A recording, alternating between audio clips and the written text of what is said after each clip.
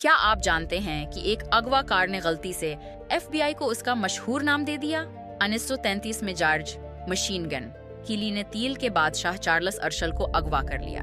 उसकी बीवी कीथरीन ने $2 लाख की फदिया की मुकम्मल मंसूबाबंदी की, लेकिन अर्शल कोई आम आदमी नहीं था। 9 दिनों की कैद में उसने हर तफसील याद रखी, हवाई जहाजों के रास्ते, कदमों की गिनती, आवाजें, सब कुछ। एफबीआई ने पहली बार फ्रांजिक अकाउंटिंग इस्तेमाल की, निशानजदा नोटों को ट्रीज किया। फिर वो लम्हा आया जिसने तारीख बदल दी। जब एफबीआई ने कीली को घेरा तो वो चीखा, गोली मत चलाओ जी मैं, ये आजी मैं।